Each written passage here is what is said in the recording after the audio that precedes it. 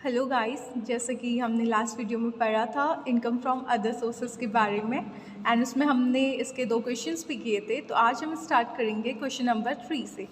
So first information जो हमें दी है वो है ground rent.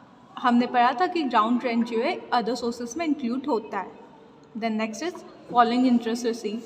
First is fix deposit from bank. Bank से अगर हमें कोई भी इंटरेस्ट रिसीव हुआ है तो वो भी अदर सोर्सेज का पार्ट होगा। Post office saving bank 300 rupees. Post office से हमें कोई भी इंटरेस्ट अगर रिसीव होता है तो वो एग्जेम्प्ट होता है। पोस्ट ऑफिस वाले जितने भी इंटरेस्टेड होते हैं वो इनकम टैक्स में एग्जेम्प्ट होते हैं, तो ये इंक्लूड नहीं होगा। Interest on deposit with a firm. Firm से हमें कोई इंटरेस्ट मिला है तो वो भी इंक्लूड होगा। Then next is income from subletting of the house taken on rent 5000, rent paid 3000। अब उसने क्या किया, एक हाउस को रेंट पे ले लिया और फिर वो हाउस आई थिंक उससे कुछ ज़्यादा ही बड़ा हुआ होगा, तो उसने उसका आधा पार्ट जो सबलेट कर लिया है। तो उसने खुद रेंट पे किया है उस हाउस का 3000 रुपीज़ और उसे रेंट जो मिलता है वो है 5000 रुपीज़। तो हम इसमें इनका जो डिफरेंस होगा इन दोनों को माइनस करके वो ले लेंगे।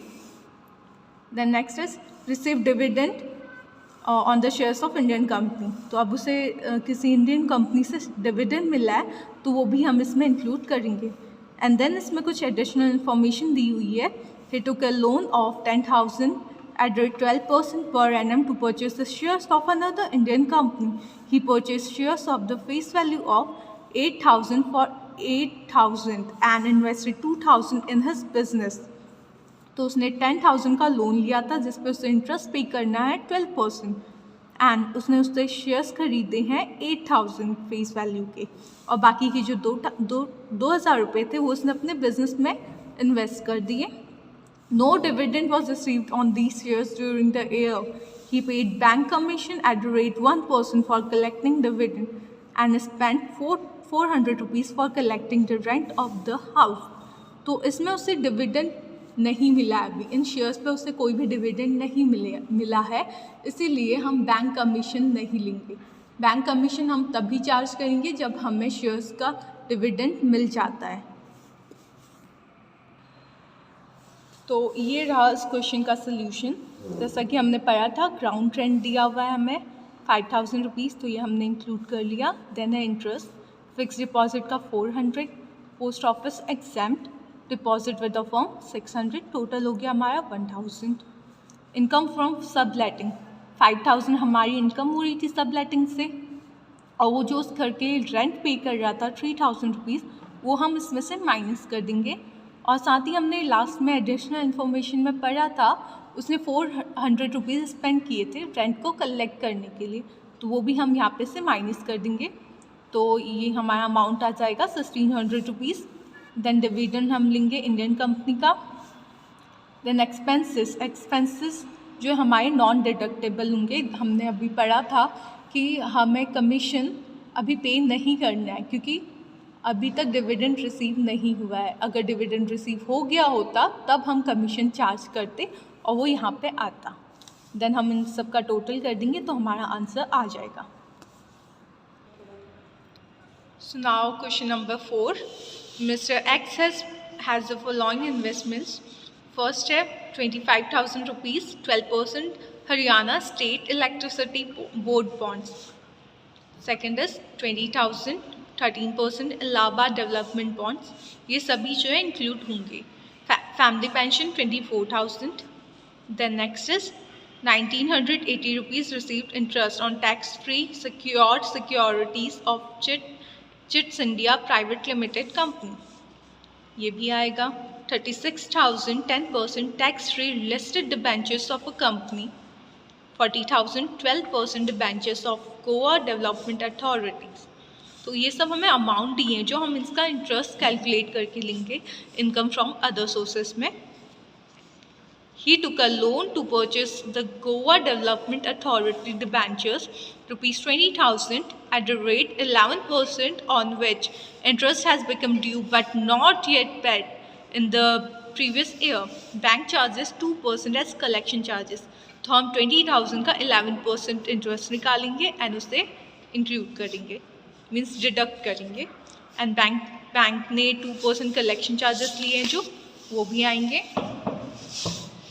सो charges on the realization of interest on all securities, interest being payable on each cases on 1st January and 1st July। तो ये जो 2 पॉइंट हमें दिए हुए हैं ना, 1st January and 1st July, ये बहुत इंपॉर्टेंट है बिकॉज ये हमारे इंटरेस्ट को कैलकुलेट करने में हेल्प करेंगे आगे। तो let's see this solution. So firstly let's see the working notes. Collection charges हमने कैसे निकाला। तो कलेक्शन चार्जेस हम जो हमारा नेट अमाउंट आता है उस पे लगाते हैं, ग्रॉस वैल्यू पे नहीं। सो पहला है हमारा बॉन्ड्स जो है 6000 के थे, 2 बॉन्ड्स थे हमारे पास इधर पे 6000 और 5200, ये 2 इंटरेस्ट आए थे। इन दोनों को हमने ग्रॉस अप कर लिया, पहले ऐड कर लिया, 11200 आ गया। देन ये 92.5, ये कैसे आया। मैंने बोला था ना डेट हमें इम्पॉर्टेंट है, 1st January and 1st July। तो इसमें एक रूल होता है, अगर हमें इंटरेस्ट अप्रैल 20 से 13 मई 20 तक इसके बीच में अगर मिलता है तो हम 90% लेते हैं। बट अगर हमें मई 20 से मार्च 21 के बीच में अगर इंटरेस्ट मिल रहा है कभी भी तो हम 92.5 लेंगे। तो इसीलिए हमने यहाँ पे 92.5 लिया है। तो अब हम इसका नेट वैल्यू निकालेंगे तो हमारी 10,360 आ जाएगा। देन हमारा सिक्योरिटीज़ ऑफ चिट्स इंडिया का इंटरेस्ट आया, ये है। टैक्स फ्री डिबेंचर्स का interest, Goa development authority debentures का इंटरेस्ट, ये आ गया। अब हमने इन सबको ऐड कर लिया तो हमारा नेट अमाउंट मिल गया कि हमने कितना नेट हमें मिला था इंटरेस्ट। तो अब हम उसका 2% निकाल लेंगे तो हमारा 588 कलेक्शन चार्जेस आ जाएगा। देन हमने कलेक्शन चार्जेस के लिए तो नेट अमाउंट लिया था, but income from other sources निकालने के लिए हमें ग्रॉस अप करना पड़ता है हर अमाउंट को। तो पहला आएगा हमारा हरियाणा स्टेट इलेक्ट्रिसिटी बोर्ड, इसमें 50,000 के हमारे बॉन्ड्स थे तो उसका 12% इंटरेस्ट होगा हमारा 6,000 रुपीज़। देन नेक्स्ट है इलाहाबाद डेवलपमेंट बॉन्ड, इसका 40,000 का 13%। देन है interest on securities of India, securities of chits India private limited, तो इसमें हमारा 6,105 आ रहा था इंटरेस्ट अगर हम निकाले तो। ओके, सो ये हमारा इंटरेस्ट था, बट ये जो है हमारा नेट वैल्यू थी, हमें इसे ग्रॉस अप करना पड़ेगा। तो ग्रॉस अप करने के लिए हमने ये वाला फॉर्मूला अपना अप्लाई किया इधर, तो हमारा ये वैल्यू आ जाएगी। देन नेक्स्ट इसके बाद वाला भी सेम ऐसे ही है। लिस्टेड डिबेंचर्स थे हमारे 10%, तो उसको हमने ग्रॉस अप कर लिया तो हमारी वैल्यू आ गई 8,000 रुपीज़। देन है हमारा 12% debentures of Goa development authorities, तो उसको भी हमने 50,000 का 12% 6,000 निकाला। देन इन सभी को हम ऐड कर लेंगे तो हमारी ये वैल्यू आ जाएगी। देन इसके बाद हमारी जितने भी एक्सपेंसेस हुए थे इस इनकम को अर्न करने में, वो हम इसमें से माइनस कर देंगे। पहला आएगा हमारा इंटरेस्ट ऑन लोन, माइनस कर लेंगे। देन कलेक्शन चार्जेस जो अभी हमने कैलकुलेट किए थे वो हमने माइनस कर लिया, तो हमारा आ जाएगा इंटरेस्ट ऑन सिक्योरिटीज़। हमें सिक्योरिटीज़ से जितनी भी इनकम हुई है वो हमारी यहाँ पे कैलकुलेट हो जाएगी। Now question number 5, first is income from royalty from a coal mine. Income from royalty income from other sources का पार्ट होती है, सो ये आएगी। Second is agriculture income in Pakistan. ये एग्रीकल्चर इनकम इंडिया की नहीं है, पाकिस्तान की है। तो आउट ऑफ इंडिया कोई भी एग्रीकल्चर इनकम अगर हो तो वो इंक्लूड होती है। Third is salary for part time job. Part time job से हमें सैलरी मिल रही है तो ये सैलरी का पार्ट होगी, तो इसमें ये नहीं इंक्लूड होगी। Salary as member of parliament, तो हमने पढ़ा था कि MP एंड MLAs की सैलरी अदर सोर्सेज का पार्ट होती है, सो ये इंक्लूड होगी। Daily allowance as MP, so daily allowance exempt होते हैं तो ये इंक्लूड नहीं होगा।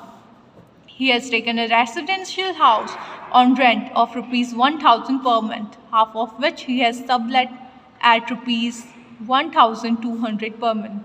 तो अब उसने अपना आधा घर किसी और को रेंट पे दे दिया। वो अपने पूरे हाउस के लिए रेंट पे करता था 1000 रुपीज़, तो 12 मंथ का आएगा हमारा 12,000। अब उसने हाफ पार्ट जो किसी और को रेंट पे दे दिया 1200 पे। ओके, सो हम इसका हाफ होगा 1000 का, सॉरी 12,000 का हाफ होगा 6,000। सो 6,000 को हम इस वाले अमाउंट से माइनस कर देंगे तो हमारा अमाउंट आ जाएगा।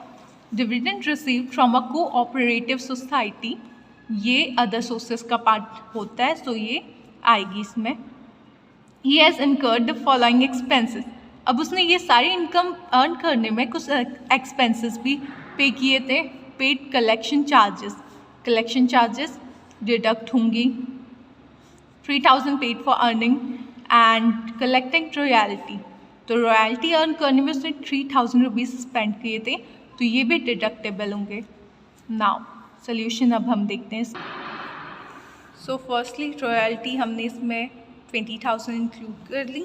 Agriculture income in Pakistan 15,000, salary as MP 36,000, daily allowance part नहीं होता है तो हम इसे नहीं लेंगे। रेंट फ्रॉम सबलेटिंग, सबलेटिंग से हमें रेंट मिला 8,400 और ये हमने यहाँ पे कैलकुलेट कर रहा था। Rent of half portion of subletting 1200 को 12 से मल्टीप्लाई करेंगे तो 14,400 हमारा आ जाएगा। देन उसमें से हम हाफ पार्ट का जो हम रेंट पे कर रहे हैं डेट इज 6,000 वो माइनस कर देंगे तो हमारा आ जाएगा 8,400 रुपीज़ जो हमने यहाँ पे लिख लिया है। देन डिविडेंड, डिविडेंड 5,000 ये भी इंक्लूड हो गया, तो हमने इन सब का टोटल करा तो हमारा अमाउंट आ गया 84,400 रुपीज़। देन हम इसमें से एक्सपेंसेस माइनस कर देंगे। First is royalty 3,000 rupees and then dividend collection charges of dividend 100 rupees, तो हमारा आंसर आ जाएगा 81,300 रुपीज़।